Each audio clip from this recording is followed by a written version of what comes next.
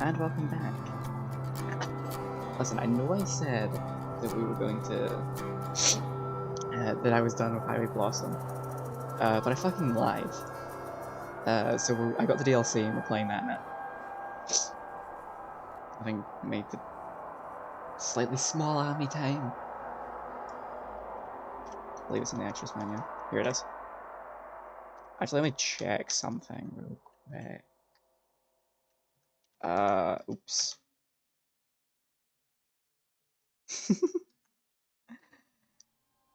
Yes, I'm sure you're crying right now.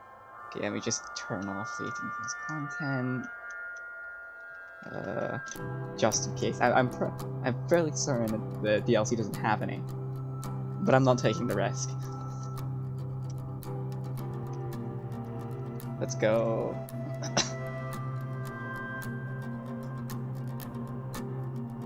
I have no idea what that is for this emoji is supposed to mean. Oh, hello, sir.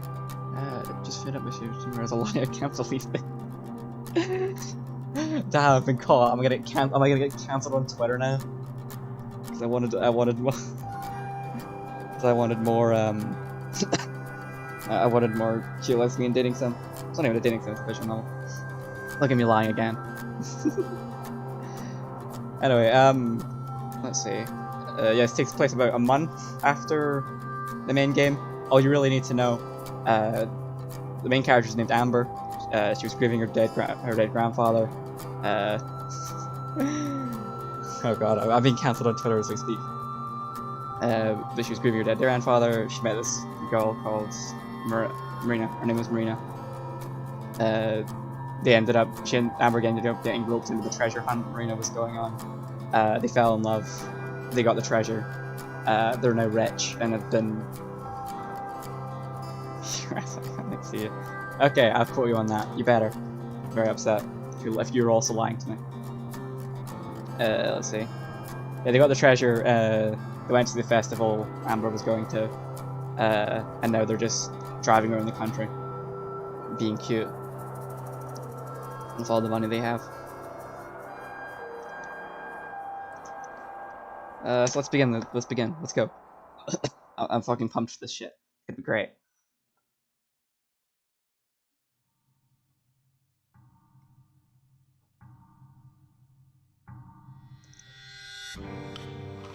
Hang in there, babe. We're almost inside. Will you just relax? I'm not dying. Ow! Why would you touch me there?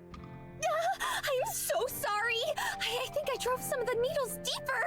Maybe if I just use my fingernails. Just unlock the door, Marina. Between gritted teeth, I tried to push the sharp pain far out of my mind to give a reassuring smile. See, I'm fine. I'm not mad, or at least I won't be forever. Right. With a steady, ever-present whine, Marina fumbles with the motorhome keys. She jams one into the lock and fumbles with that too. After 4 clicks, it finally unlatches. We turn up the game a slight. There we go. I can get the rest of the way open. It bounces against the wall, but I'm already sprawled out on the couch by the time the momentum sent it swinging back. Just stay right there. Don't move a muscle. Consider me glue. She lunges herself at the nearby cabinet and starts chucking bags of chips and coffee dollars onto the counter. First aid kit. First aid kit. First aid kit. Just over and over, as if repeating it will increase the chance of it showing up. Forget it. Just grab the duct tape. But why? We need the tweezers. I squirm on the couch. My arm rubs against the fabric. Dozens of tiny razors twist just beneath the surface. Pain xylophones? Pain xylophones up my forearm. Also, is my volume okay? Just to make sure. Just get the stupid tape. Sorry. Before I can tell her to do something more productive than be sorry, she's already digging through the drawer. Within seconds, Marina is just sitting by my side, shakily holding a roll of duct tape and a pair of safety scissors, like a fresh-faced recruit being tossed into battle. I'm gonna guide you through this, okay? She nods, multiple times. After the fifth one, I place my hand on her cheek and hold her head in place. Cool. Right. As long as you can still hear me, that's fine. Okay. Okay. Actually, I might turn the game down slightly. That may be better. Hopefully. She tries to give another nod, but my hand keeps her from doing it. Tear off a strip of tape. My composure cracking, as is my voice, but I try to keep the pain buried. Luna snaps off 3 strips worth of tape. The cut is diagonal, probably to make the next strip easier. Grimacing, I extend my forearm, an entire garden of cactus needles poking out from it. Slap it on. Rip it off at the count of 3. Mina winces as I say it, nails on chalkboard. I guess, but or needles and flesh. Working past it, she high-fives it onto my arm with a hard smack. It feels like the needles are biting in my muscles, all bunched together like hay bales under the tape. I let out a pained grunt. Marina stumbles back. Are you sure this is a good idea? Do you want me to do it myself? Fine. Just don't yell at me if it hurts. She takes in a soothing breath, exhales, then tears the tape off my skin like wrapping paper. What happened to 3? I counted in my head! My arm throbs in unison with my heartbeat. A patch of red, glowing skin stripes through it like an unfortunate sunburn. It looks naked when surrounded by briar fields of cactus needles. This is all my fault. Mina whimpers as she gazes at my arm, stroking her fingers over the pulsing mark. A quiet guilt dims her sunshiny face that I love so much. I'd like to say that it's unnatural, but something about it just doesn't suit her chipmunk cheeks, but that would be a bit of a fib. Truth is, I've gotten more used to it than I'm comfortable with. The way she purses her lips into such a deep brown when her dimples turn inside out.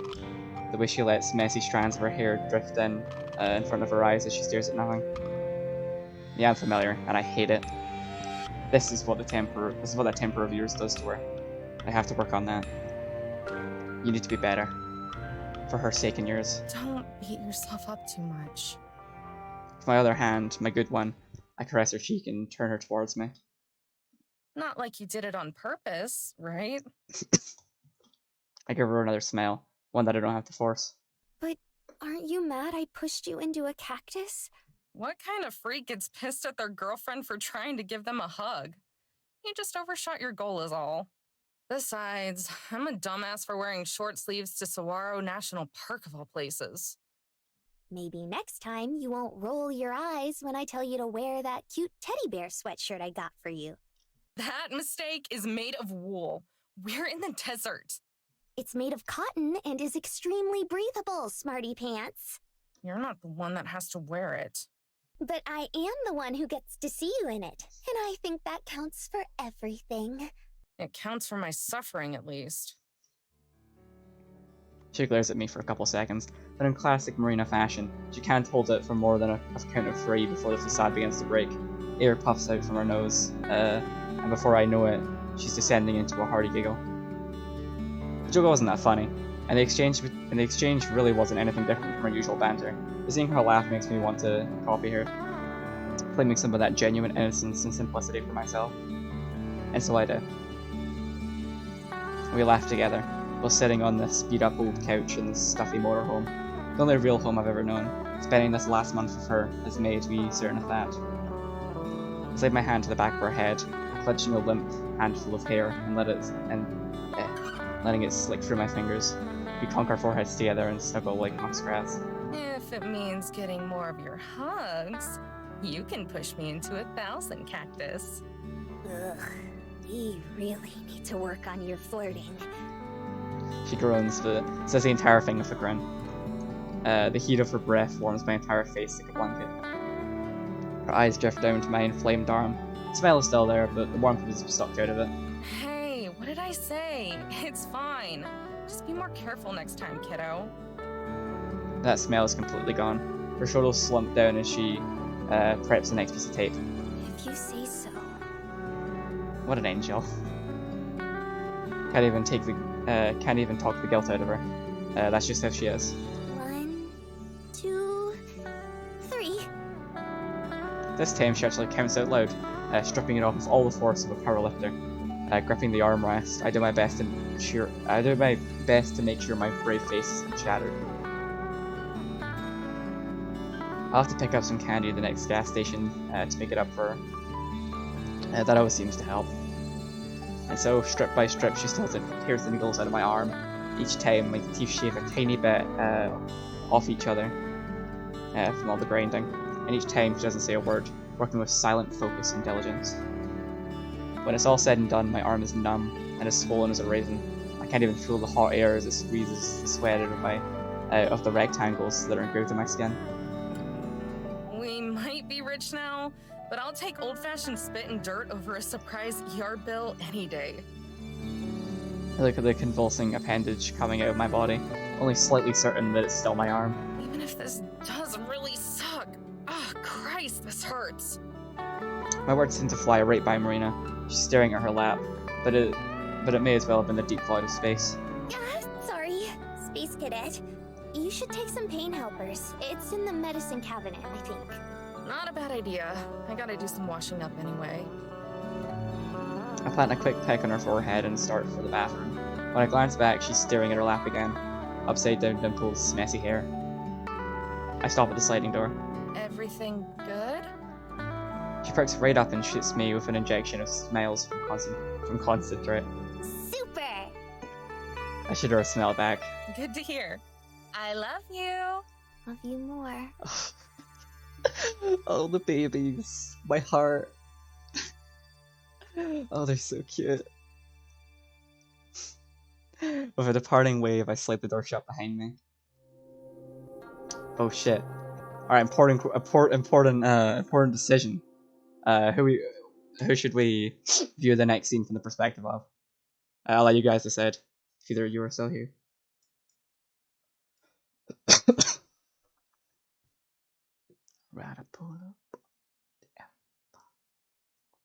Alright, Marina it is.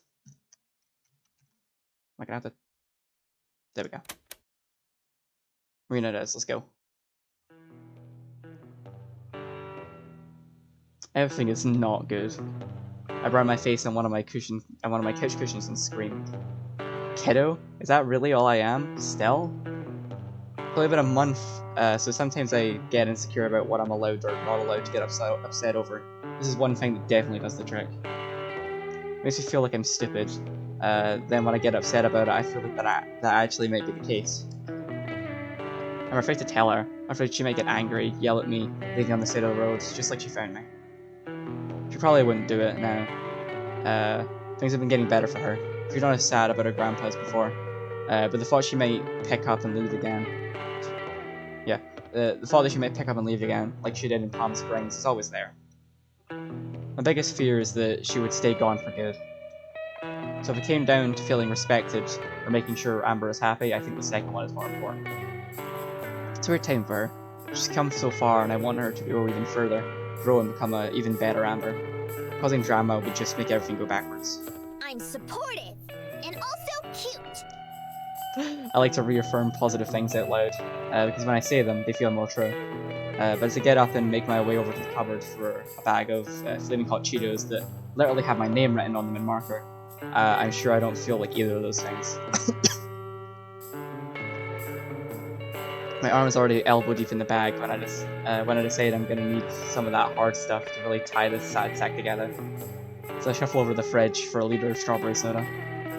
Stuck to the fridge door, thanks to help from my handy-dandy A&M magnets, is the 2-week-old article from the Carlsbad Current Argus? Local girl strikes gold, miner's treasure found. It's silly, but I always wanted to wind up in this thing. Never read a newspaper in my life, but that's not important. Just the fact that it was the newspaper made it feel like a prize. They even used this totally normal picture of me and Amber shaking hands. Even though there were plenty of cute pictures of us holding hands and her kissing, they chose the handshake one. That's fine. It's perfect, really. Except for the stupid caption beneath the picture. Marina Hale, 18, of her treasure hunting partner, Amber Goalie. Oh my god, they gave him last names. Holy shit.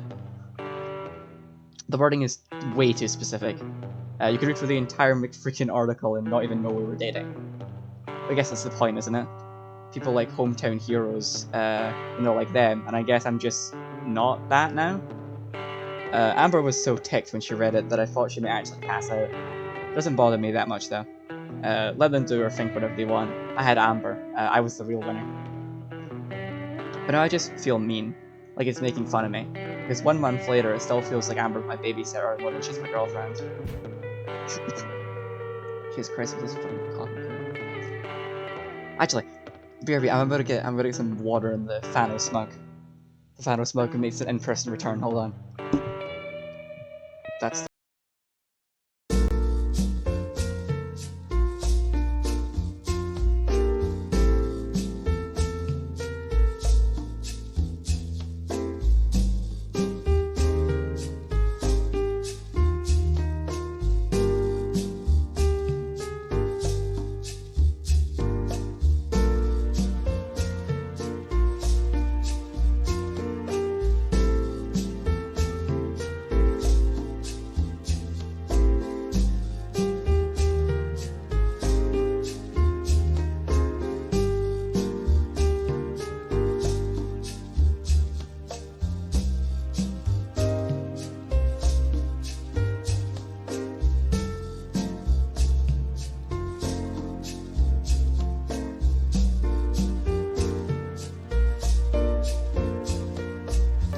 I return and I have the Phano Smug, which was very nice because reading this long out loud makes my throat dry. Well, let me bring the Phano Smug over. I need to shrink it. Boom. Amy and my Phano Smug reunited at last. I open up the fridge and grab the soda. Just gonna drink it straight from the bottle. Me and Amber drink the same soda, but out of different bottles now. She's been getting weird about backwash lately. When I shut the door, I take one last glance at the article. It's a nasty thing to think, but I hope that the author of the article can feel the bad vibes I'm sending his way. Treasure hunting partner. Try life partner, bucko. Over the couch, my phone vibrates. A bag of chips tucked under one arm and a bottle of bad choices tucked under the other. I run over so I can nest in my misery. I sink down as fast as I can and into the stiff couch. My stained fingers streak red dust across the screen. One message from Tess. For context, there was a rival group of treasure hunters in the main story. Mariah, this bitch who was who for some reason always refused to wear a shirt. Her best friend Joe, and her little sister Tess, who was, I'm fairly certain, very strongly implied to be depressed. But Marina's over here with big sister energy. The Cheetos clog my throat as I gasp. I pound my chest and try and choke it down. My other hand does thumb fu so I can bring up Tess's message. It's been 3 whole days since I last heard from her. Very strange. She slipped a note with her number in my pocket when we said goodbye in Palm Springs. Since then, we've been talking almost every day. I was starting to worry Mariah drove them into a building or something. Oh. Please be. Hi Marina. Hiya Tess, it's been forever. I was starting to get worried. Crying emoji. Sorry, have to be careful on Sis's phone. She almost got arrested today. Oh my god, again? Shocked emoji. For Tess. Mariah is really cool, like a pirate or a cowboy. But on a scale of Mariah's coolness, how bad I feel for Tess, I think I feel more bad for Tess. Growing up in an RV like that, not having any friends your own age, at least just Joe to look after her. But if we aren't seriously careful, she's gonna turn out like Amber. A few little dots on the bottom of the screen pop up. A couple seconds later, I get a pic from Tess. It's a selfie of Tess. She's not smiling or frowning, just staring. Behind her is the famous Las Vegas sign. It looks gigantic. She's so tiny. There's one little thing about the pic that was worrisome though. Joe Mama. Come on! Spitz, you're better than that. You're more mature than that. Come on, Joe Mama. Disappointed. Mariah. Well, not really her, but the chainsaw she's holding. The one with lots of teeth that reminds me of an alligator. She's using it on one of the poles, holding up the sign. And maybe it's just the camera, but her eyes look like they're on fire. Joe, as trusty as ever, standing between her and a angry-looking police officer. His arms are spread out like a shield. Oh dear. What you guys doing in Vegas? God, their little profile pictures are so cute. Try to get more money. Why are you out of money? We're in Vegas. Yeah, kinda figures. Also, Joey says we're going to an alien convention for my birthday. Huh. Huh? Huh? Tess, what the heck? You didn't tell me your birthday was coming up? You didn't ask. How was I supposed to know, huh? How old are you turning? 12. I don't think I will feel any different from 11. No, you need to be happy. You're only turning 12 once. Okay, I will try harder to be happy. Baby. Where's it gonna be? Here.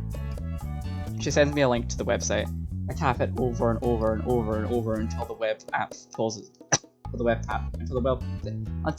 app pulls it up. The very first thing I notice is a thin, tall building, taking up most of the site's background. I'm really proud of myself too, because I remember it from the last time we were in Vegas. The tallest building there. I think Amber said it was called the Stratosphere? So it's being held there, huh? My eyes feel like they're gonna pop out my head the more I read about it. Guests, music, vendors. It sounds like the music festival me and Amber went to. When everything felt perfect, picture perfect. When it was easy to look past flaws as charm points, to kiss each other and talk about the places we were going to go.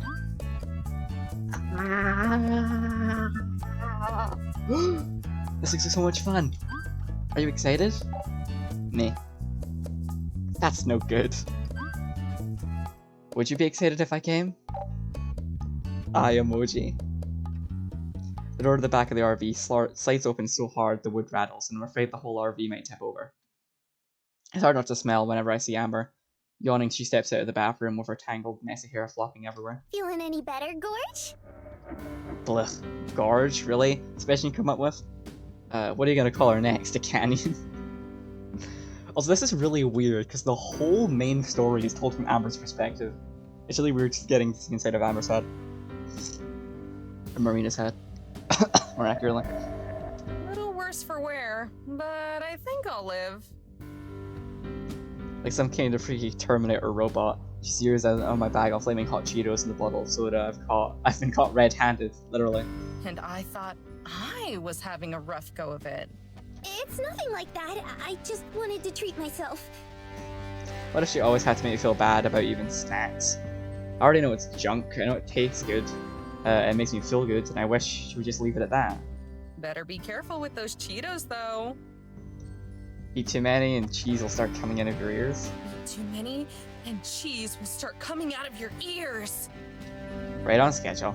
Even if that happens, they still won't be as cheesy as your jokes.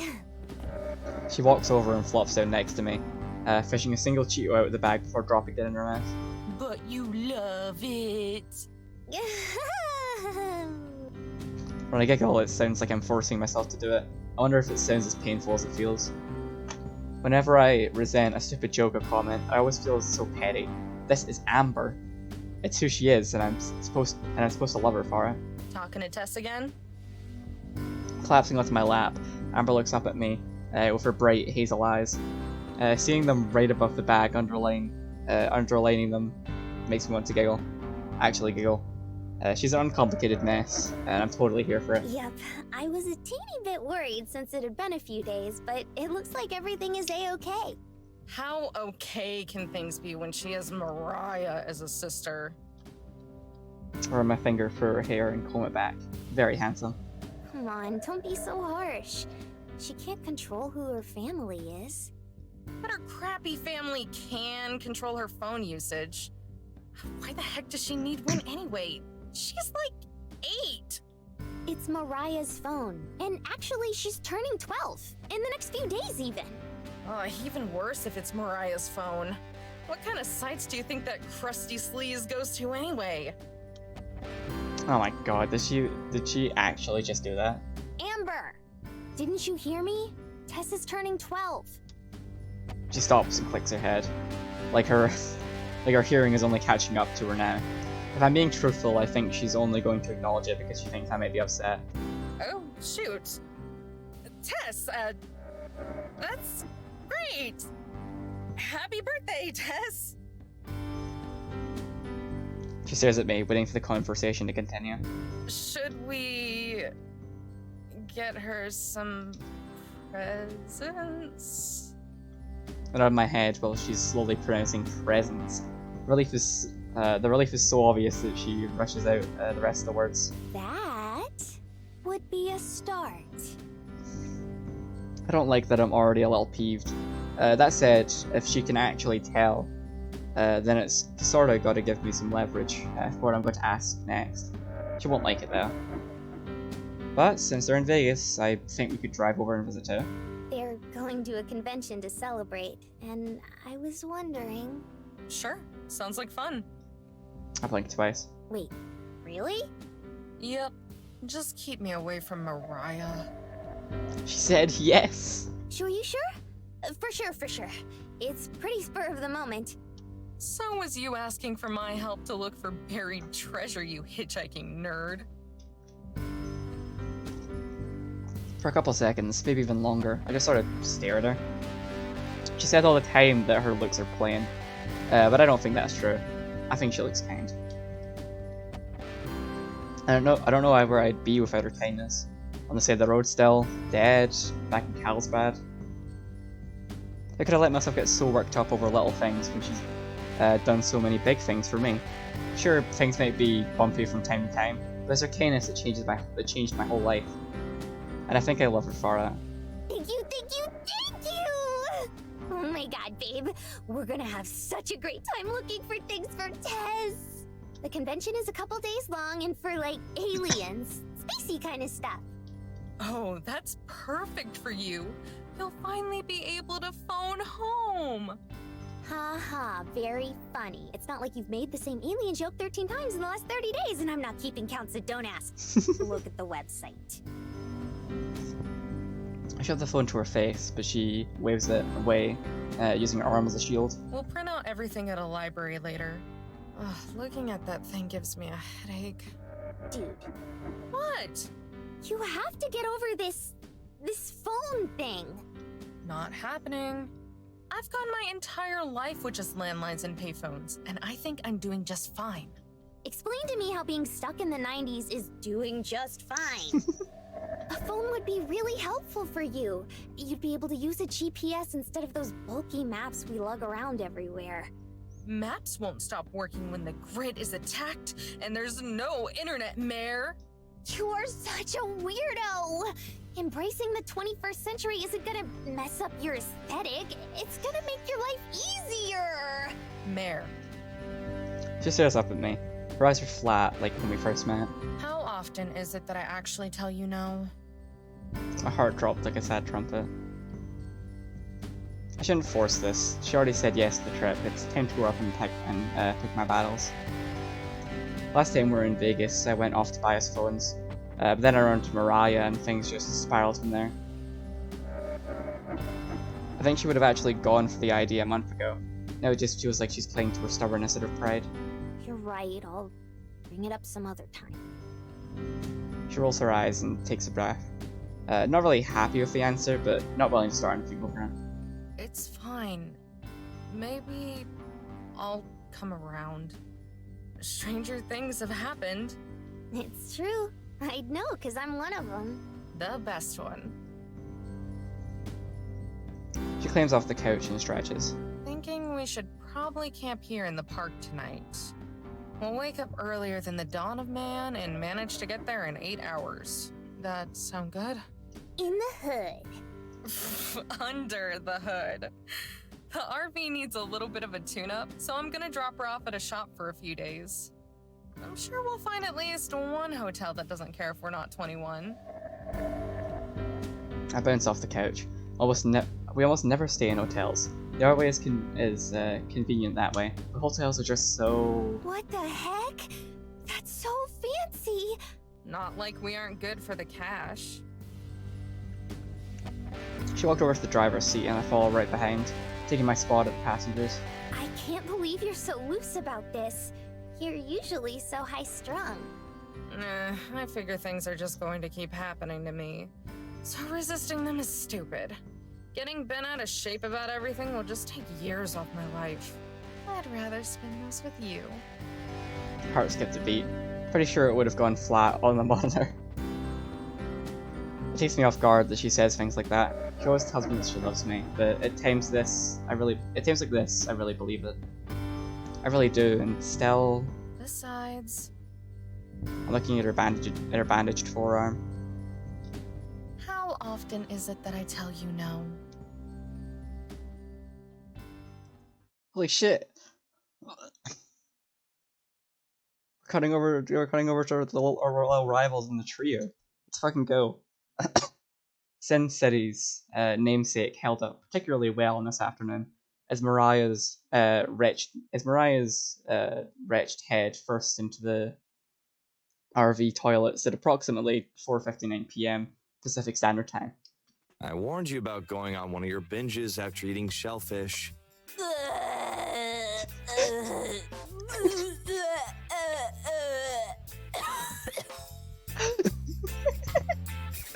Joe cringes at the sound of cocktails, both shrimp and mixed, plopping into the water. She held her hair in a tight ponytail. She held the brim of the toilet. Or maybe this is just all our deeds finally catching up to us. Only so many buffets we can sneak into before the universe starts tallying up those sins. Another wet purge, and 2 cloths later, Mariah lifted her head out of the bowl. With a smoker's wheeze, she flipped at Joe a weak cooked bird. Shove it. Your Carmo Mumbo Jumbo is bullshit. Just like you. This is Mariah and Joe, by the way. Not too sure about that, Mariah. I know you're familiar with what they say about karma, because it's the same thing they say about you. At least I'm not a slacker like some bum I know. With one last echoing belch, Mariah wobbled to her feet. She yanked away from Joe and used the sink as leverage. We're all going to be bums if we don't figure out this little financial crisis we're in. You worry too much. It's so freaking annoying. Only half paying attention, Mariah dug through the many pockets of her jumpsuit, the number of which she'd probably get bored of counting if she tried. Considering we don't even have enough to pay for our next tank of gas, I don't think I worry enough. Give me a break. We're in Vegas, baby. Vegas! Land of opportunity and all that crap. A couple of games of poker and we can turn whatever pocket change we have left into millions. A devious smirk on Mariah's face as she finally located her flask, as if it was the only real happiness she'd ever truly known. She pulled the leather-bound canteen out of her breast pocket and twisted the cap off. Seriously? You're already completely crocked. Mariah closed her eyes and put on her best impression of a California stoner. They were both from Missouri. Seriously? Like your own damn beeswax. You don't know what it's like to be me. Unaware that Joe had watered it down the morning off, Mariah takes a swig from the bottom whisk. Hold on, I'm trying to spill my fucking mug of water. Bring it closer. Unaware that Joe had watered it down the morning off, Mariah took a swig of the bottom shelf whiskey, gurgling it like mouthwash, then swallowed. Pleasantly surprised it didn't burn as much as usual. When going down, she took another sip. No, but I do have to live with you, which is why I'm not paying you your cut tomorrow unless you promise to stay away from the table games. Mariah choked, spitting the whiskey into the sink. It came out as a brown spray. You have no right! Something about this Mariah sprite just fucking kills me. Preemptive measures. I have every right. Yawning, Joe sauntered out of the bathroom and over to the beat-down leather couch. He had laid down in it so often that it began to mold itself into the shape of his tall, lanky body. He fit in it perfectly. I forbid it! I forbid you to have rights! If you want to waste your money from the last job by hitting the slots, then be my guest. But we all remember the last time you tried your hand at playing a hand. Hey, I would have won that game of blackjack if this squirt didn't double-cross her own flesh and blood and cheat for those thieves. She pointed at the hidden cot built into the cabinets above the couch. In the shadows, a small girl was curled into a ball and tapping on the cracked screen of a phone. Tess glanced up at her sister's piercing finger, then returned to the phone. The blue artificial light glowed on her face. Yes, Mariah, blame the literal child. Surely she's the cause of all your woes. Besides, Tess was a fair and impartial dealer. You're just a sore loser. He raised his hand high enough to reach the cot and kept it there expectantly. Tess gave a tiny sigh and patted his hand with a limp high five. There was no decisive slap to punctuate Mariah's purr-like decisions. Just awkward silence. With the bare minimum of her expected participation met, Tess rolled over to her side and buried her knees deep in her chest. Her focus solely on the phone. In the cramped space, it was the only light that shined. It had been like this lately. Not that Tess ever was much of a talker, but whatever was left had slowed from a trickle to a drip. Gone were the inquisitive questions and follow-ups to Joe's sick burns directed towards Mariah. Even her precious license plate collection, once polished daily, was collecting dust. Joe stared up at the bottom of the cot, wondering if his gut was working itself into another ulcer, or if Tess really was putting out strange vibes. You two don't even know how lucky you are to have me. I'm the one who keeps the show on the road. What road? We've been camped out in the Treasure Island parking lot for 3 days. And we'll camp out for 3 more if we gotta. Joe couldn't help but feel tremendous pity for Mariah. The treasure she'd been searching for all of her life slipped through her fingers. And now, like with most things in life, she was compensating. Only now it was with cheaply themed casinos. He wondered if the irony was lost on her. It probably was. You know I can just go around the city and look for folks who need handiwork done, right? Don't get me wrong, I love a good get-rich-quick scheme. There are more ways to make money. See, that right there is your major malfunction.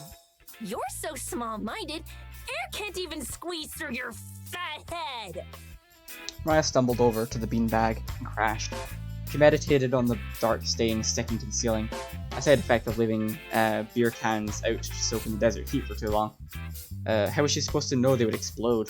If you're gonna keep at that blue-collared crap, then you may as well go home and work your old man's shop. Otherwise, let me keep doing the thinking for the 3 of us, okay?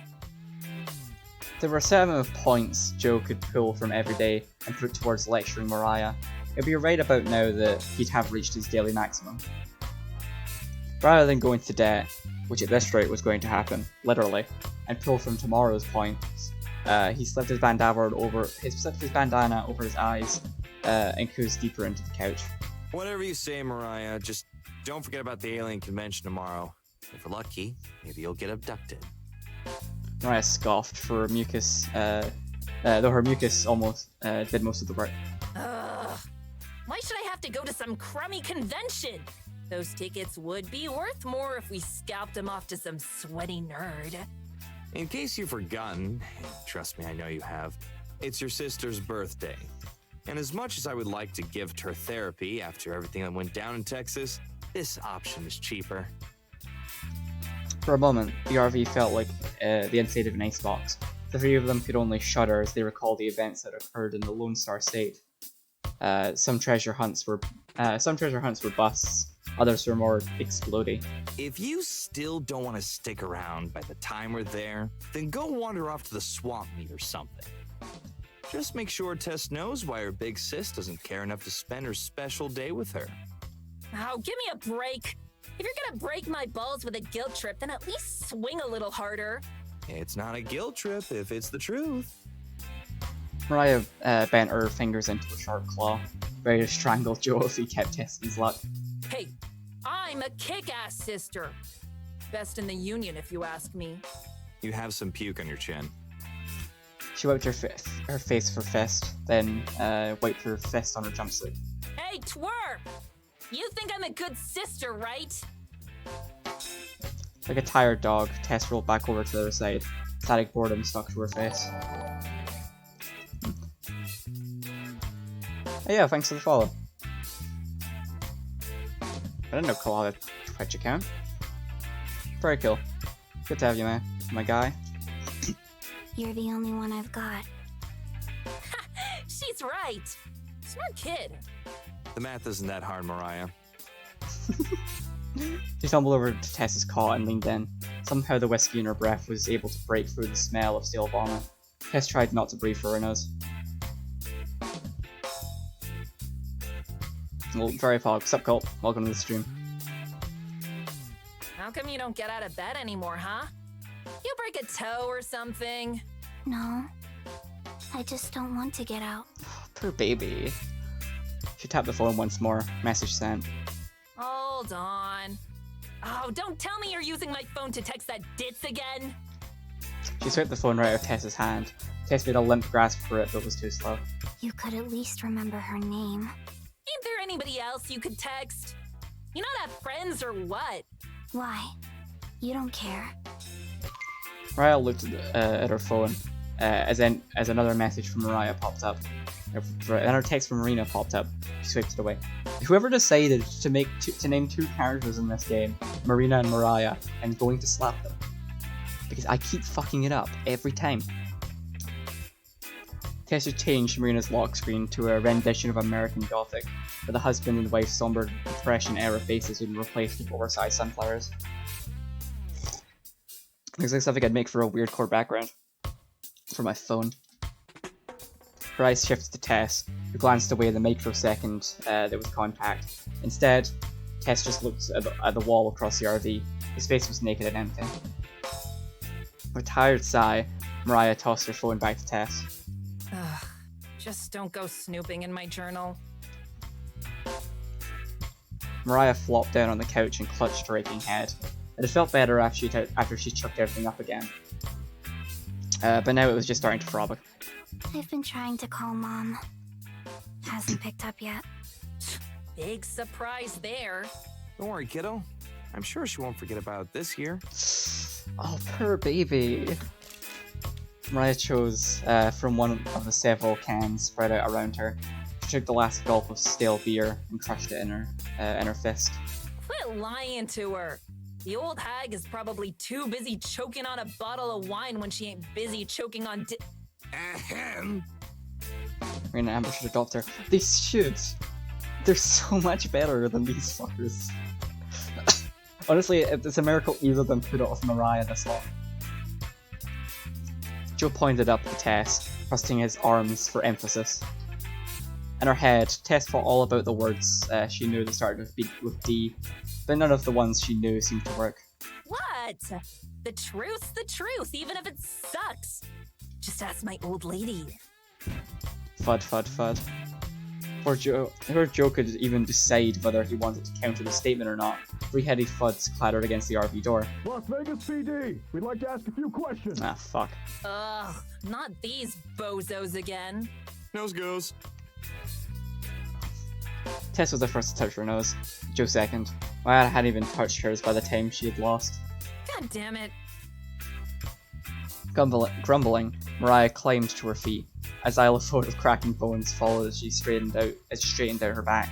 She stumbled through a shallow lake of empty bottles and cans. What's this? Was this like their word of the day when they were writing this? Why is it said the word xylophone twice? Wish me luck. No.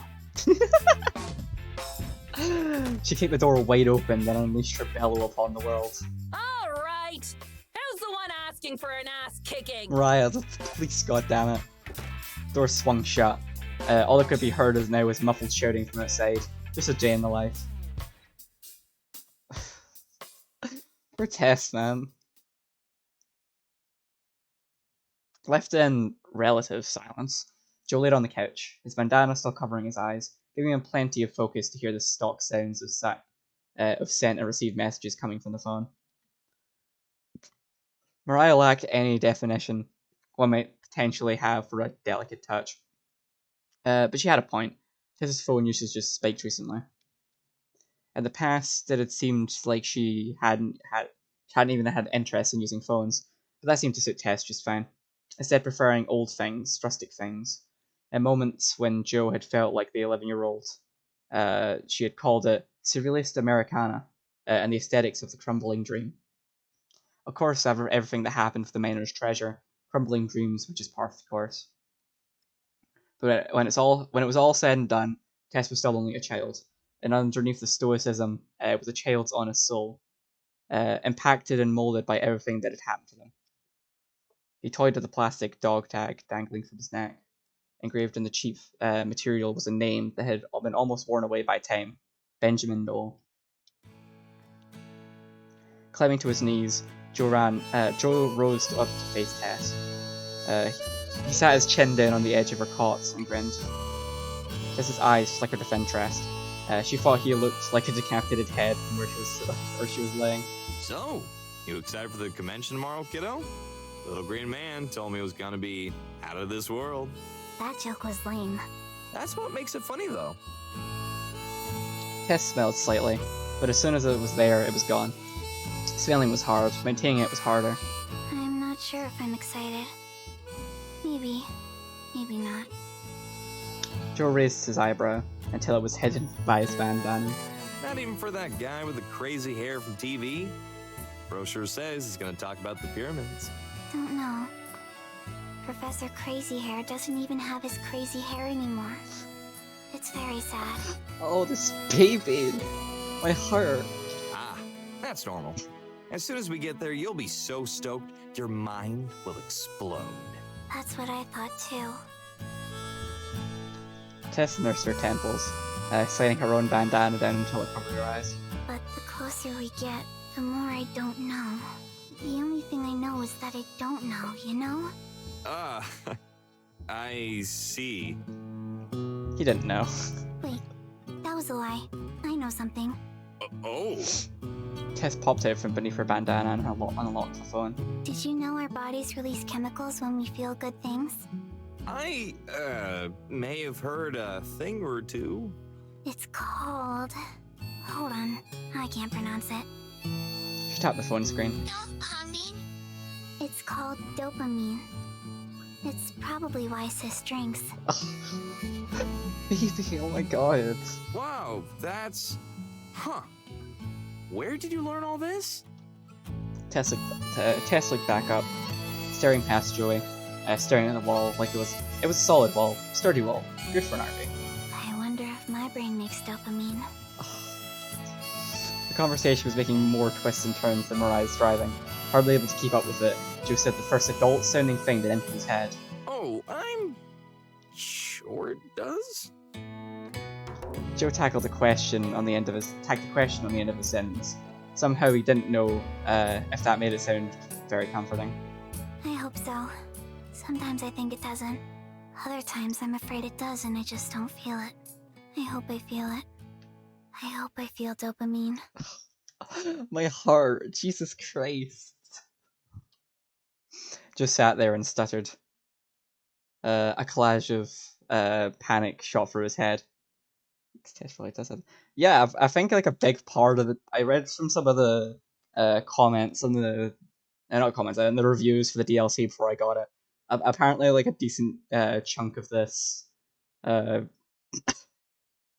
DLC story is tackling Tess's depression, which poor baby, honestly.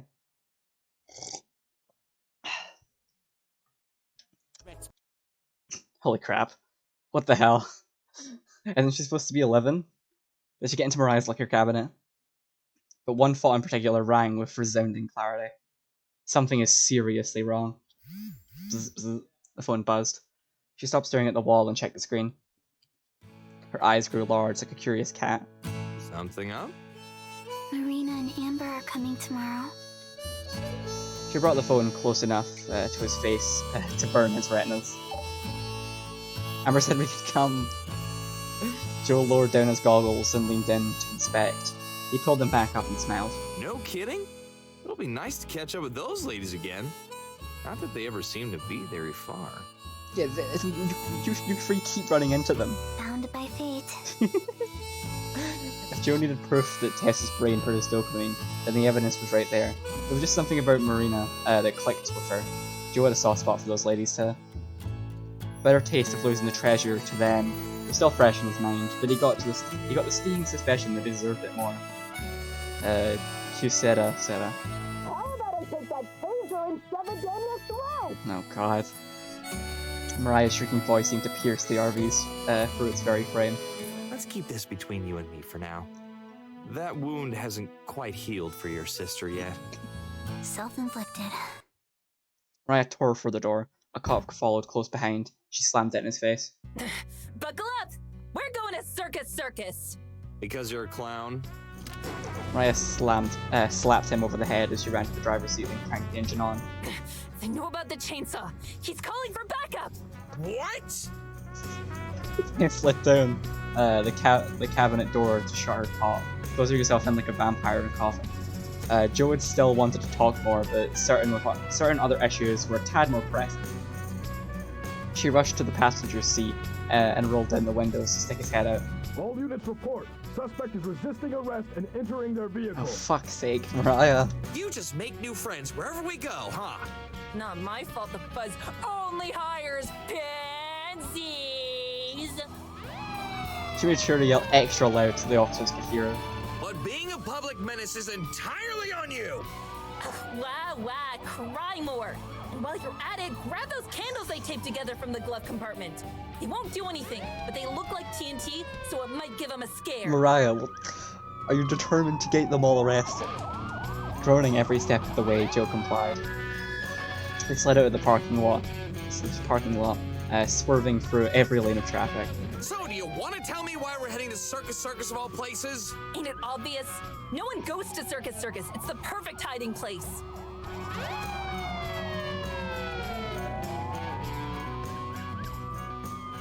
And we cut over from those. Right, it's gonna be a left coming up here really soon. Yeah, we cut from the chaotic trio to our adorable lesbians once again. Okay, tell me when. Marina gripped her phone so tightly I could see the concentration in her face from my peripheral vision. It looked like she's afraid the directions are going to slide right off the screen if she looks away. How much further? Almost there. I think it's at this light? You think? No, it definitely is. It's at... Oh, wait, no, it's not! Turn left now! Her arms shoot in my face, just in case I forgot which direction was left. The biggest problem was I don't have enough time to react and ended up missing the turn. You gotta give me more warning next time. I can't keep the edge out of my voice entirely. This isn't the first turn we've missed. Sorry. Her face falls and so does her phone into her lap. It's fine. We're heading for the labyrinth of Las Vegas as Marina tries to direct us. Of course, the GPS application that she's using can't quite make up its mind, as Marina keeps complaining. Our destination, the Stratosphere, stands tantalizingly close, even among the gaudy structures that make up most of the famous Las Vegas Strip. The Stratosphere stands out because of how tall it is. What's the next direction? She fumbles with the phone, which had gone dark. It takes her several tries to get it to unlock. You're gonna want to go right at this next light. Are you? I'm sure, Amber. I bite my lip to hold back just checking that I desperately wanted to utter. It's nothing personal against her. I just want to actually get there, emerge into the right turn lane, and then take the turn. Next? Next, you wanna... Wait, crap. What now?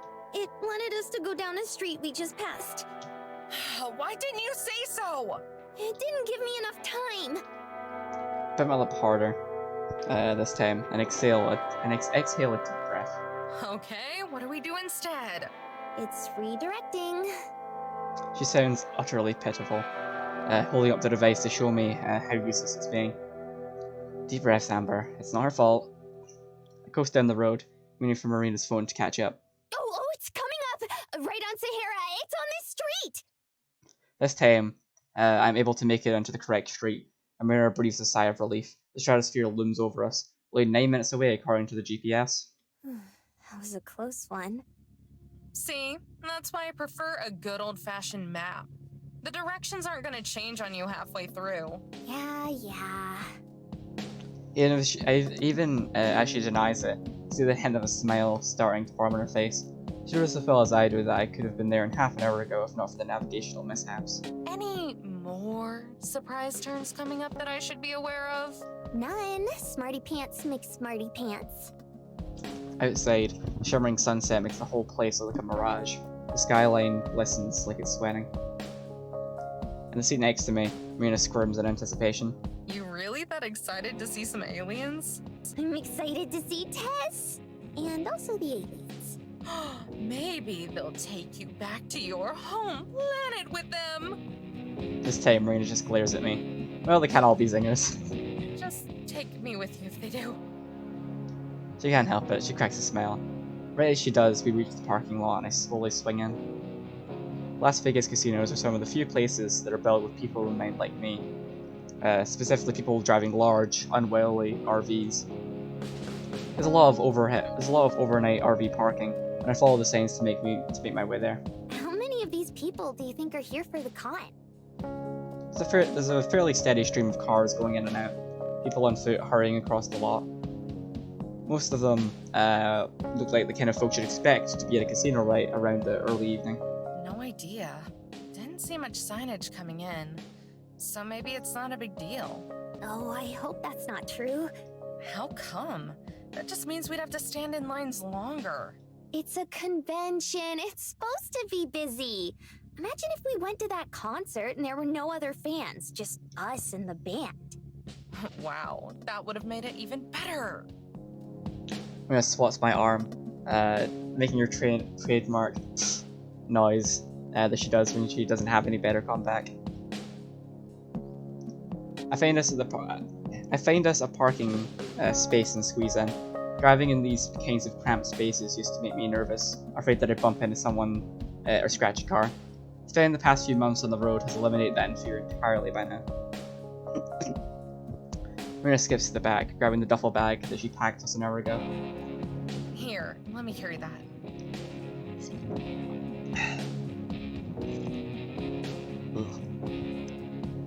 Burning in my throat. It's fine. I've got it. She clutches the bag tightly like it's a treasured possession. Suit yourself. We step out of the RV and I lock the door behind us. Which way do we go? This place is huge. She isn't wrong. The parking garage alone is big enough to host a convention in. It offers some much needed protection from the sun, which is sure to be furiously hot by now. Just follow the crowds of people. They'll take us to the front.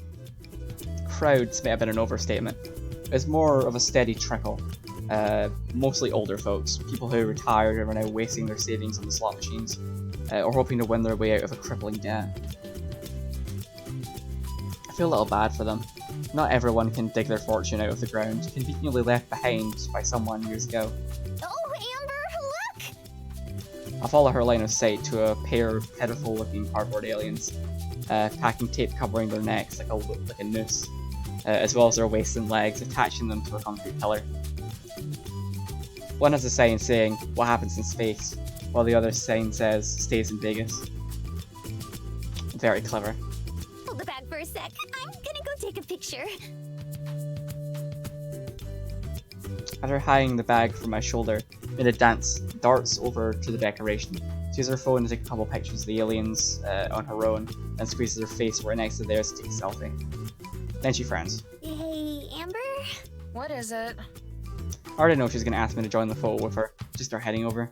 Can you take a picture of me? I can't get an angle I like. Oh, sure. I take the phone she offered and press the camera button. Ugh, it's all blurry. Tap me. What? On the screen, tap my face. Ugh, but it's all blur. Just do it. I follow her instructions and the camera focuses on Marina. Better? Yeah, that fixed it. Okay, cool. I snap the picture. Here you go. Wait, I wasn't ready. You look fine. Was I even smiling? I take the phone. It's back to camera mode. Oh no. Marina stomps over, pretending to be annoyed. Let me see. She takes the phone and taps the corner of the screen. I peek over her shoulder. Her face in the picture is a blur. Okay, here, try again. And this time, wait until I'm ready. How will I know? Just wait for me to smile. She scurries back to her spot and presses up against the concrete. I hold the phone up, tap her face, and wait for her to smile. Her face lights up with an award-winning grin. For a second, my heart skips a beat. I hope she'll keep smiling like that. As soon as I take the picture, Marina runs back to my side. I tap the icon to bring up the picture. You look great. In response, she kisses my cheek. Thanks for taking this. We keep walking and Marina stays engaged with something on her phone. Talking to Tess? Nah, my mom. How is she? Fine, just doing her mom thing. What's that mean? Oh, you know. No, not really. Marina shuts her eyes for a moment, and her hand twitches, like she's mentally berating herself. Then her eyes pop back in, then her eyes pop back in, and the moment is gone. Right, she's just making sure I'm okay. That you're not holding me hostage against my will or anything like that. Am I? Marina swats my arm, looking upset. Of course not. Don't joke about that. Sorry. Usually after a situation as tense as a navigational disaster, she'd be the first one to crack a joke and lighten the mood. But for some reason, she doesn't seem as interested in playing along today. Instead, she gapes in awe at the immense heights of the stratosphere as we pass under the small slice of sky between the parking lot entrance and casino entrance. Any lingering annoyance on Marina's part is quickly wiped away as the door slides open in front of us. I'll go check in. You can wait over here. I don't mind standing in line with you, Amber. Nah, it's fine. She takes a half step forward like she's going to say something, then changes her mind. Okie dokie. With that resolved, I make my way over to the line for the front desk. There are rope barriers showing the path, which have alien plushies tied to them and keep. Gonna have a fucking stroke. We're reaching that part of the stream where I stop being able to read. Let's try that one again. With that resolved, I made my way over to the lane for the front desk. There are rope barriers showing the path, which have alien plushies tied to them in paper cleaner bonds. I gesture to Marina, trying to get her attention to shore, but she doesn't notice me, so I move on. Ever since she got her new phone, she spent half her life disconnected from where we are and what we're doing. So enough that she sent her family a portion of the new wealth and the treasure. Turns out she owes them her constant attention too.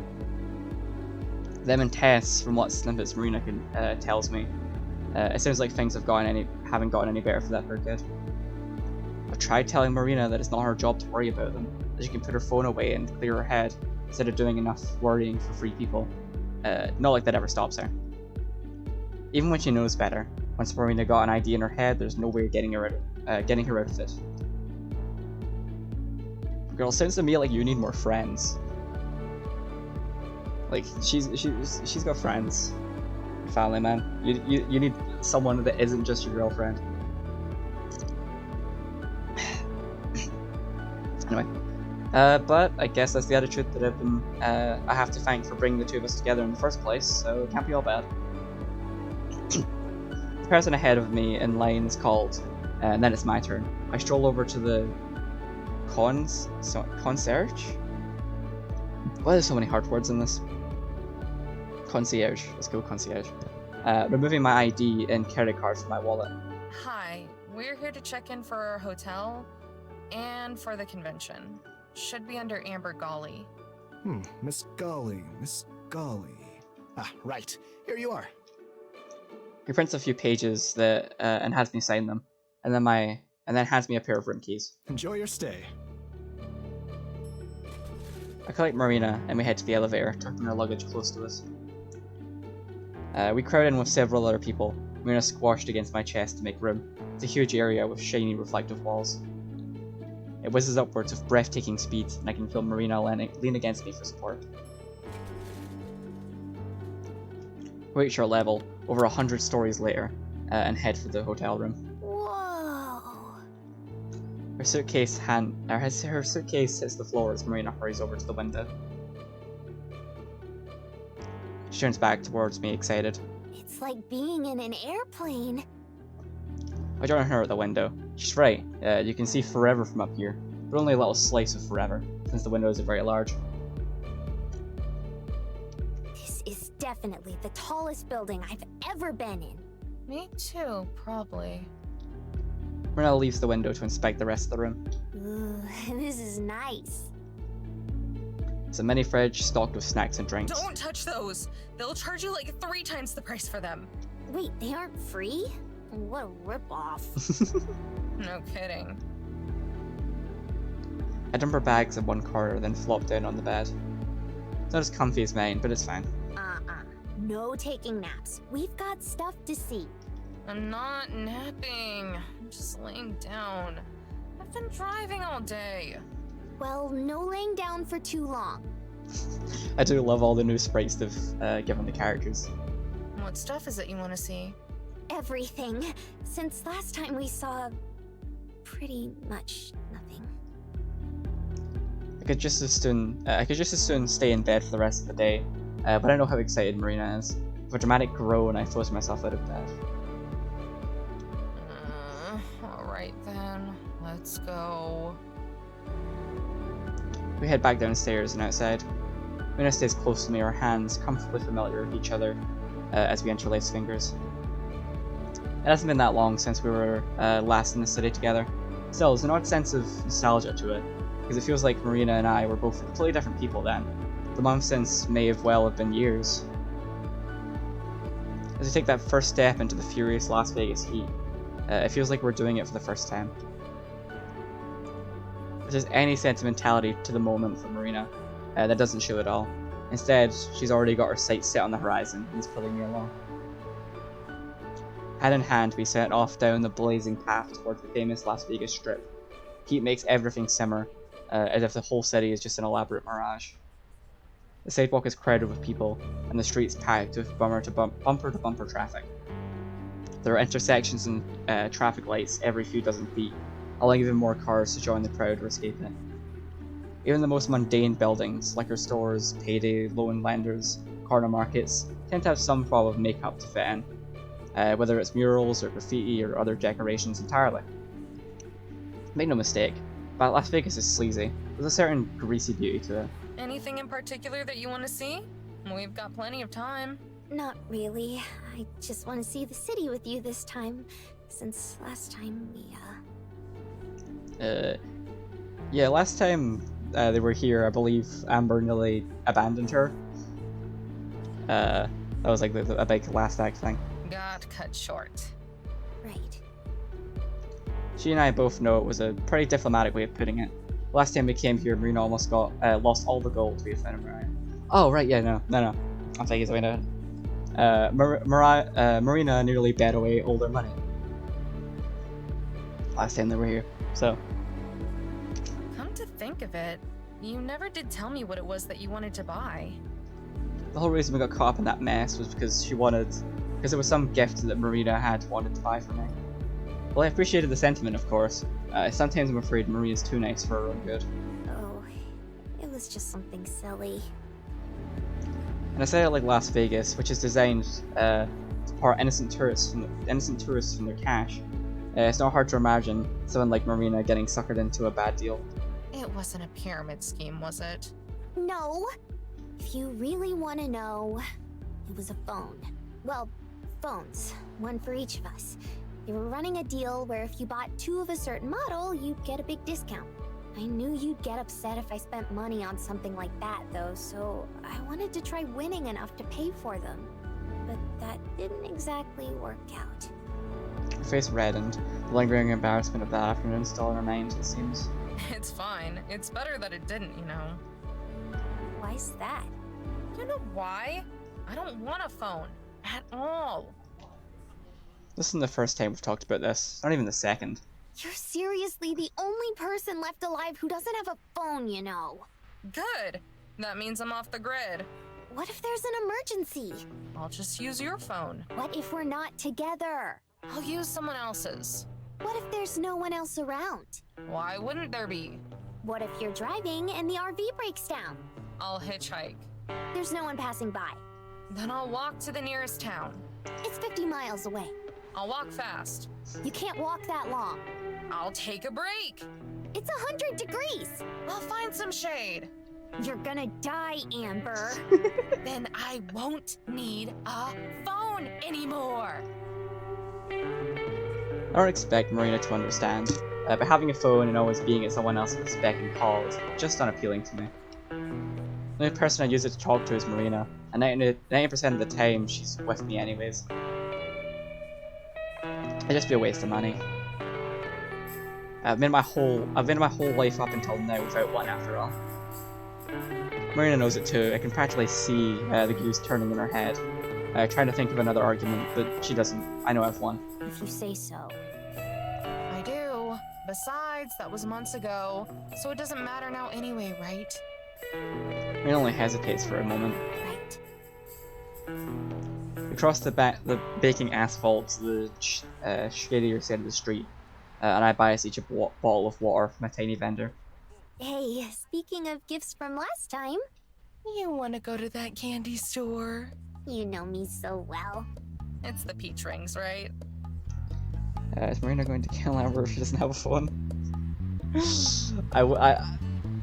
Probably not, but I would not rule that out as a possibility. And the gummy bears, and the chocolate almonds, and everything else. But mostly the peach rings. Dork. Cross your fingers that I can remember the way to get there. Marina slides her phone out of her pocket. Want me to... Nah. I'm pretty sure it's this way. Luckily, my memory and sense of direction don't fail me.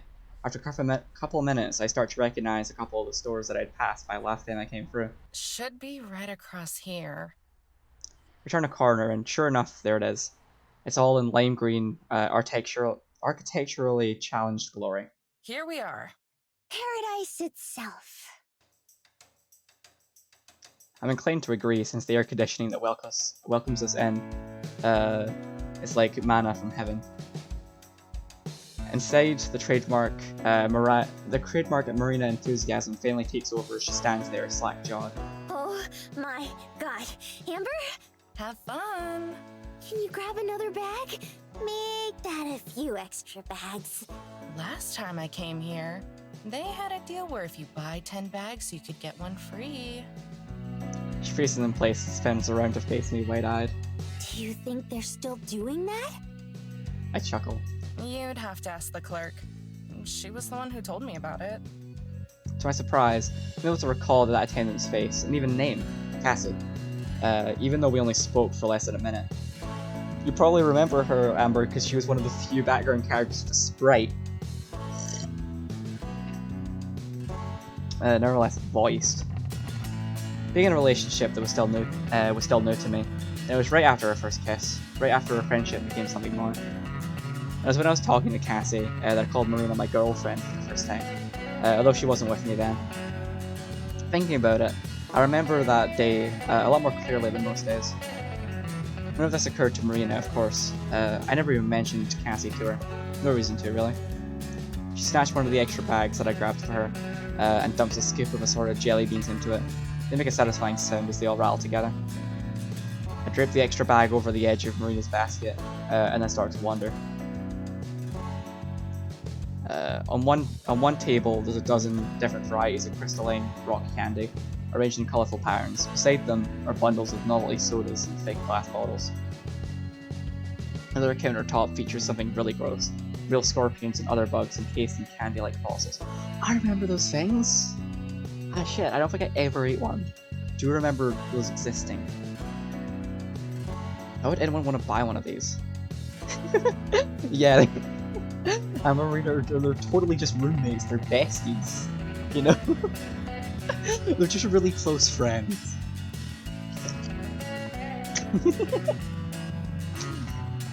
I continuously meander through the store, not finding that much that stands out.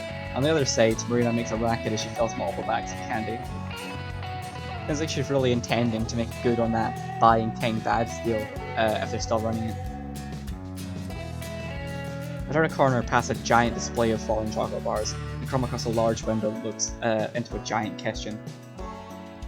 Yeah, they're just treasure hunting partners.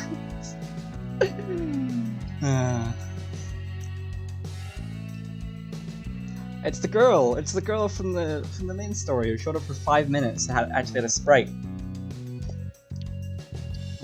Aside from some industrial strength candy making equipment, the kitchen is empty except for one uniformed girl bustling around like an agitated bumblebee.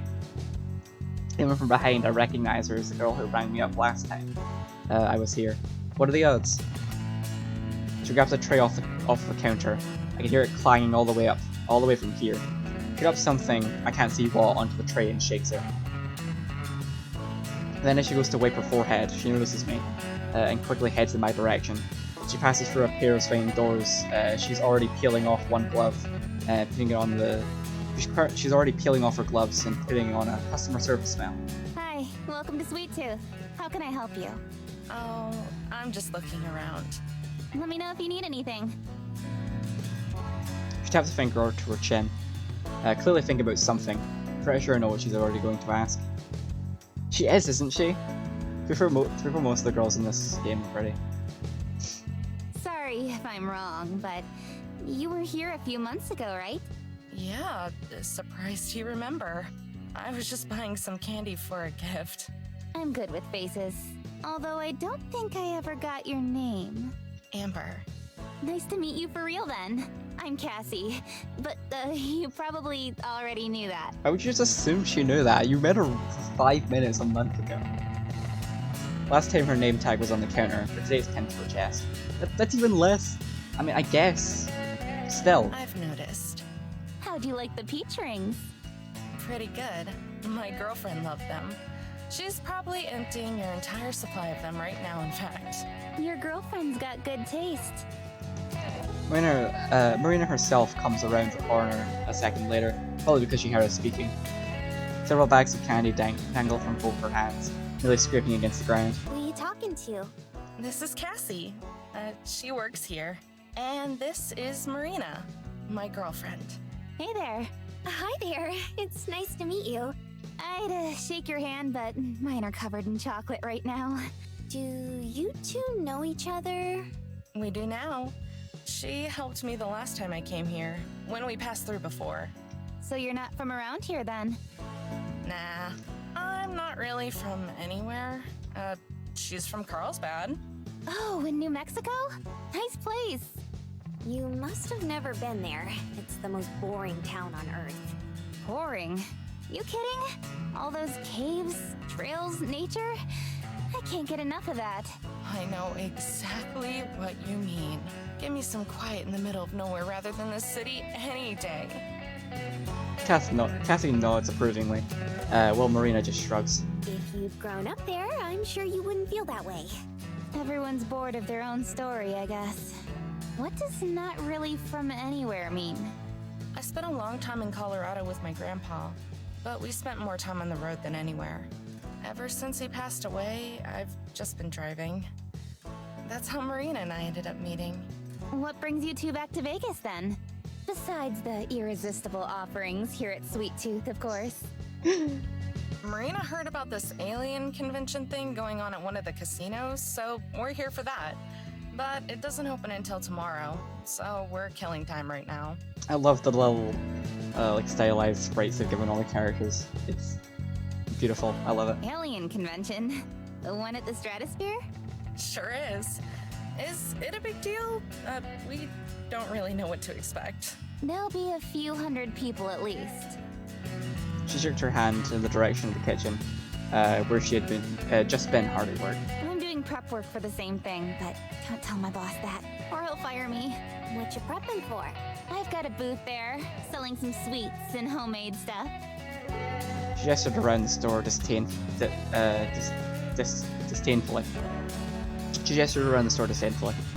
Unlike this soulless junk. I'm hoping it'll do well enough that I can get my name out there, start building a reputation.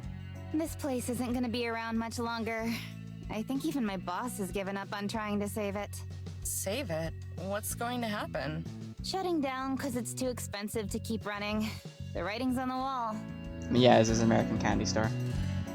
Seriously, there's a letter hanging in the break room saying that our time is running out. It's pretty morbid, actually. This place sounds like a joy to work at. It's pretty terrible, but there are a few perks. She winks and Marina crinkles one of the bags she's holding. Anyway, sorry to talk your ears off. Candy's on the house. My treat. Is she trying to get fired? Seriously? Marina looks at me wide-eyed, as if she's scored the biggest jackpot in Vegas. Yeah, it's not like anyone will ever notice. We'd just be bagging it up and tossing it out in a bit anyway. Okay, well, if you'll excuse me, I'll just be dying of happiness over here. Oh, baby. I love her. Don't get more than you can carry back to the car. You have 2 free hands, don't you? You've got me there. I can carry some. It's not that far to walk anyways. Marina hurries over to fill up her stash, as Cassie starts to retreat back to the kitchen door. I gotta get back to work. I already know I'm gonna be coming in early to finish up. You should come by my booth tomorrow, if you get a chance. Sure, we'll swing by. Least we can do to say thanks. With a final wave, Cassie disappears into the kitchen. I watch the door as it slowly stops swaying. Actually, maybe it's a better way to show our gratitude. I go over and find Marina, who's just tying a bag shut. Hey, I had an idea. What if we came back tomorrow morning to help Cassie make sweets? It seems like she's pretty overwhelmed. Are you serious? Yeah, why wouldn't I be? It's just unlike you. Really unlike you. What is? Offering to help someone out like that. You don't like most people, remember? Well, Cassie seems alright. Besides, she's giving you your weight's worth in candy. Also, Amber clearly has a sweet spot for cute girls. I believe, yes, Cassie is one of the many girls that, in her internal narration, Amber has noted as being cute. She's giving us my weight's worth in candy. But I guess you're right. Well, what about the con? We'll still go to that, of course. She has to be there too, you know. It'd just be the morning. Marina looks down at the heavy bags she's carrying. It is a lot of candy, huh? She scuffs her shoes against the ground, looking thoughtfully. I expected an instant enthusiastic agreement from her. I'm fine with it, I guess. You guess? It's fine, Amber. Okay, I'll go let her know. I leave Marina again and go knock on the kitchen door. A few seconds later, Cassie opens it. Hey, back again? I'm still here, actually. Marina and I were thinking we could come help you out tomorrow morning, if you want. You said you had a lot to do, and we owe you for the candy anyway. Cassie looks stunned, then shakes her head. If you're sure, then yeah, that'd be a huge help. Just having the company would be nice on its own. Store's technically closed tomorrow, but I'll be here anyway. Just knock and I'll let you in. Will do. See you then. See you. And for real, thanks. You guys are lifesavers. Cassie disappeared into the kitchen for a final time. I joined back with Marina. She's carrying 4 full bags that look full ready to bursting. She look full to bursting, and hands me 2 of them. So, tomorrow then? Yep, tomorrow. She said to just knock when we get here. Alright. I still expect more hype from Marina than she's showing. Maybe it's just not looking forward to waking up early. Got everything you want? Yep. I think I should be set for candy for at least the rest of the year. Then what do you say we drop this off at the hotel and grab dinner? Sure. Where are we going to eat? I've got some place in mind. I think you'll like it. I head back to the hotel to drop off the candy and freshen up before heading out for dinner. I use my vague knowledge of where different landmarks are relative to each other to guide us for ultimate destination, the MGM Grand Casino. It takes a little over an hour to get there, although a good chunk of it comes from Marina's multiple detours into shops that interest her. 6 months ago, all this walking would have killed me. But now, after a multitude of hikes, it doesn't really faze me. Marina read the names overhead as we stepped inside. It took her a moment, then her eyes go wide. Amber! Is this the place with the lions? It used to be. They shut down that exhibit a few years ago, though. The disappointment on Marina's face is so profound that I almost regret bringing her here. Come on. Where we're going has something almost as good. As good as lions? I doubt it. You'd be surprised. Besides, don't I always pull through when I promise something? Well, I guess you have a point.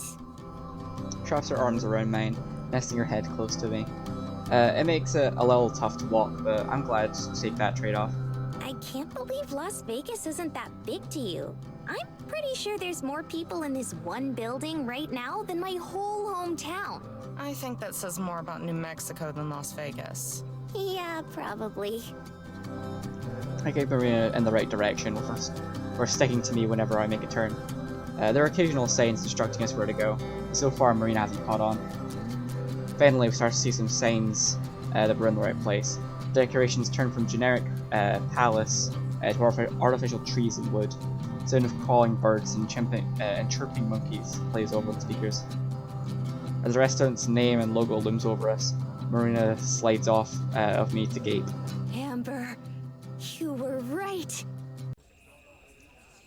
The Rainforest Cafe. The name tells you everything you need to know about it. Big trees crowd the area, covered in realistic-looking leaves. Ambient lights up high make it a decent replica of a rainforest canopy. There are even a protected sky, complete with a nice full moon, or a projected sky, complete with a nice full moon. Honestly, it's pretty hokey, but in an endearing way. Even I have to admit. Come on, I'm starving. I have to drag Marina away by the hand from the oversized gift shop, whose size rivals the restaurant part of the building itself. Our waitress seats us quickly, and Marina orders a cola, while I request my usual black coffee. Coffee? Isn't it almost your bedtime? I don't even notice the caffeine. I just like the taste. Besides, how can I sleep when I'm so excited for tomorrow? You could at least pretend, you know. I am pretending. That one gets me a well-deserved but gentle kick in the shins. Could have fooled me. I lay my hand on top of Marina's, which has just been resting by her already half-empty drink.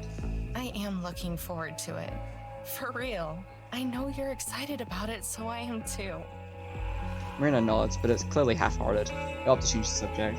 So, spot any lions yet? Huh? She blinks twice, fast, like I interrupt her from some deep thought. Look around. So far, Marina hasn't even noticed the best part of the restaurant theming, and the main reason I brought her here. She looked around, somewhat glazed over. She noticed an animatronic monkey scurrying along a branch. Then the lights came on. The light came back. Stroke. Give me a second. Then the light came back into her eyes as she noticed more and more. Oh, look! She can't help but lunge across the table to point at a robot parrot that's flapping its wings and rocking on its perch. Agreed, Cole. Monkey. Just like when she tried to give me directions, she can't help but get 100% into it. Check out the elephant over there. Directly behind us and several meters away, a realistic-looking elephant is trumpeting silently.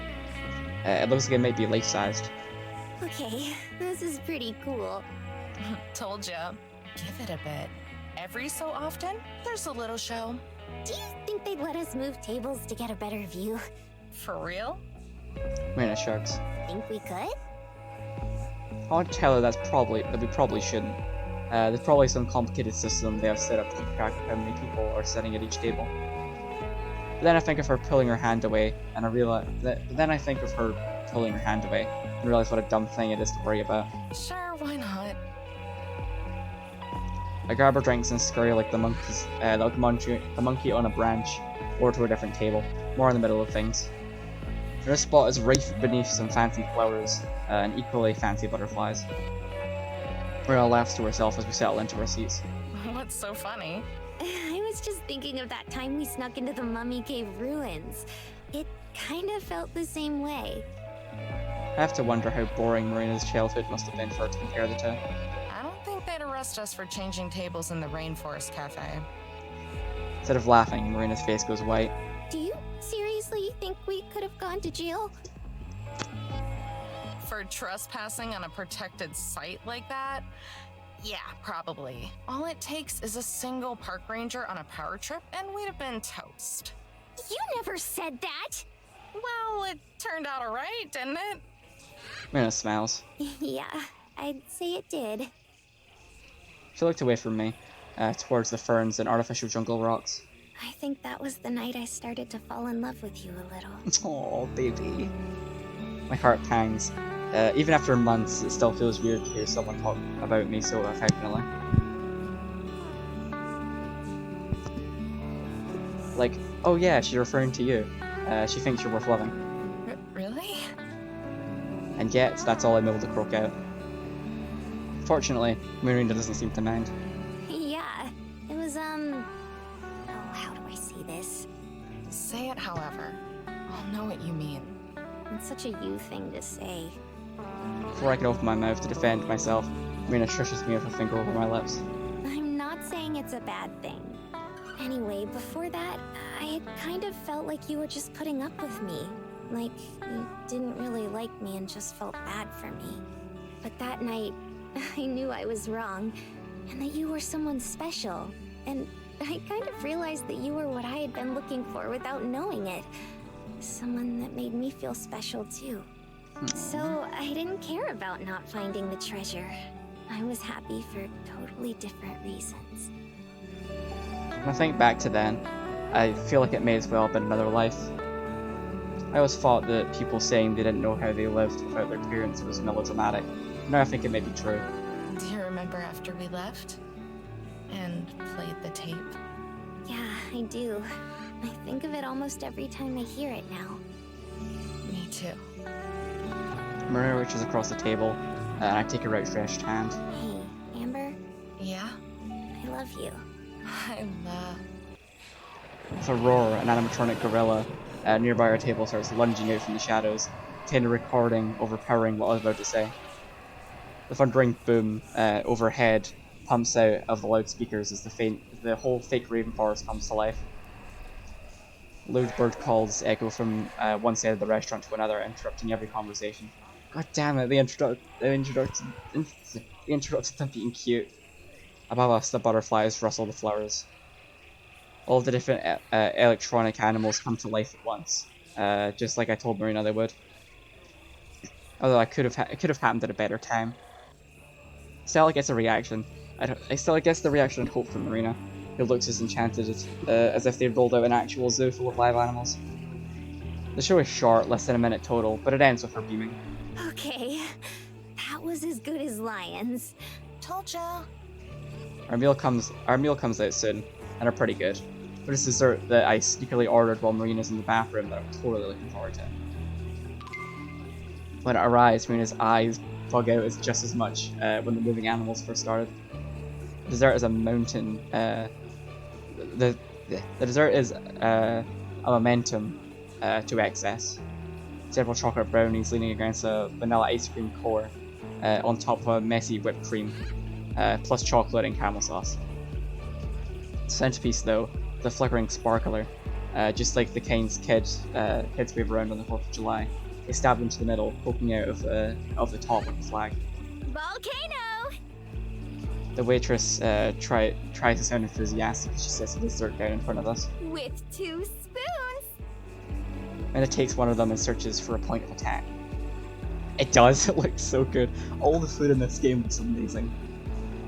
It's huge! I don't even know how to eat this! Start with one of the brownies. She scoops up a bite, that has whipped cream, that has ice cream with whipped cream included. She practically unhinges her jaw to make it all fit, but manages. Good. Amazing. We both take care to avoid the sparkler, which is more or less stopped sparkling. Have I ever told you that I'm afraid of volcanoes? When I was a little kid, I thought they were gonna be a way bigger problem in my life. But they still kind of freak me out. How come? They're just mountains, basically. Yeah, mountains that breathe fire. I'll cross them off our list of places to visit sometime. You're a sweetheart. Between the two of us, we managed to finish about half the mountain in front of us. The other half remained on the plate, getting progressively soggier as the creams melted. Wanna get it to go? I kind of do, but there's so much sugar waiting for me already that we probably shouldn't. We make the difficult decision to leave it behind, and I'm pretty sure I catch Marina casting a few regretful looks as we leave. When we finally get back to the hotel, it's even busier than when we left. Most of the slot machines are full and the air is heavy with the smell of cigarette smoke. Marina makes a face as we hurry up to the elevator and up to our room. Inside, I kick my shoes off and collapse onto the bed, worn out from all the walking. I'm gonna take a shower, unless you want to first. Go for it. While she steps into the bathroom, I just stare at the ceiling. I've either been driving or walking all day. Some folks don't understand how a long road trip can tire you out, but it's exhausting. Even I still feel it sometimes, like today. Holy shit, she's got a new outfit. Let's go. She had like 2 in the main game. In the bathroom, there's a loud thud, followed by Marina's pitiful whine. Amber, which faucet do I use? Do you need me? Wait, no, I got it. The sound of running water starts. Yeah! That's way too hot. You good in there? I'm good. After a minute without any more yelps of pain, I figure Marina's got it under control. It's adorable. When she starts singing in the shower shortly after, I know it for a fact. I just lie in bed, listening to the noises of the city. Besides Marina in the bathroom, there's a dull thump of our neighbours in the other room, as well as the honking of horns and squeals of brakes that flow up from down below. Every so often there's a sound of whoops and cheers for one of the theme park's rides as it swishes overhead. Since the room is one of the highest, is on one of the highest floors, we're some of the closest to the action. Hope it doesn't go on all night and keeps me awake. Eventually, Marina comes out of the bathroom with a puff of steam.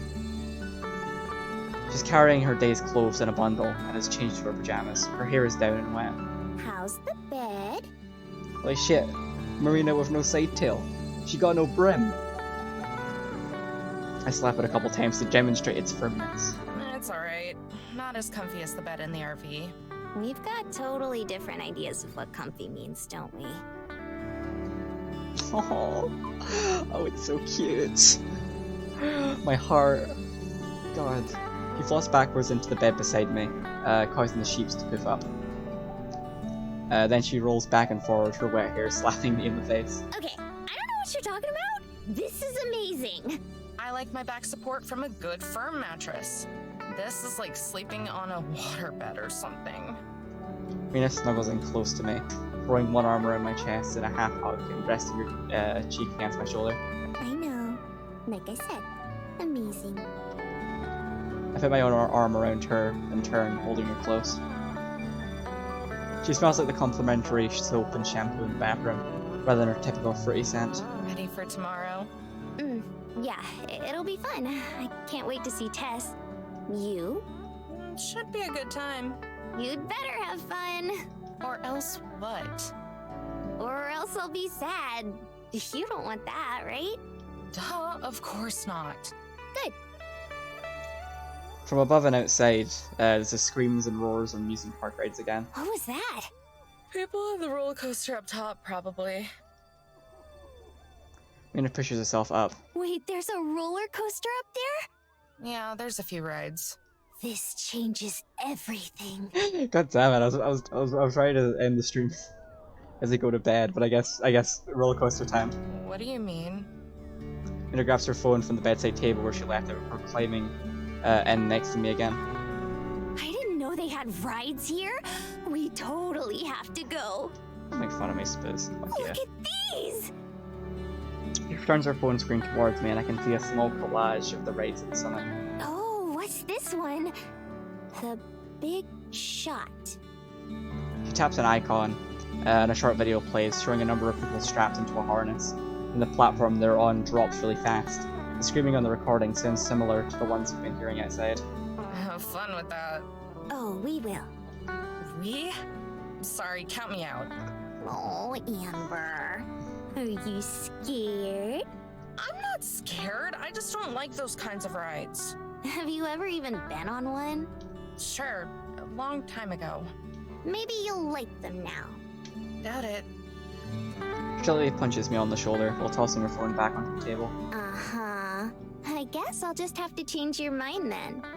Why not go with Tess instead? Because I want to go with you.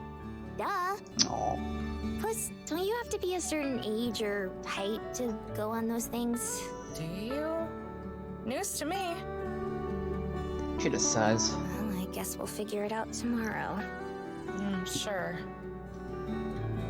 There's nothing to figure out, but I don't want to keep arguing with Marina and spoil the mood. I said I turn on the TV, letting Marina pick the channel and we watch cartoons for a while, still cuddling close together.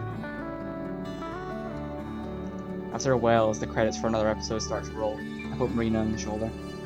Hey, babe. It's getting late. Wanna call it a night? No response. I contort my neck at an awkward angle to be able to look at Marina and see she's already fast asleep. I can't help but smile. Turning off the TV, I pull the covers up and over us. Marina's breathing shifts slightly, but she doesn't wake up. One of her hands clutched to my shirt, like a kid holding onto the favorite blanket. Love you too.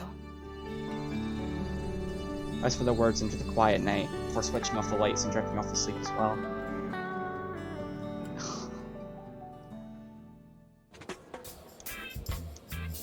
And with that, I'll leave the stream here for tonight.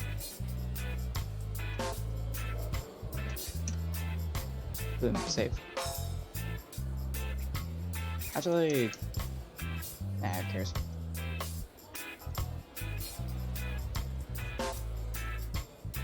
I know. You'll just have to come back Sunday? Yeah, Sunday at my usual streaming time. If you want to see what happens next. Solo, thanks for showing up. See you guys Sunday. Actually, no, I'll see. Let's see you tomorrow, I suppose. I don't know when I'll see Colt. Questionable. Anyway, bye.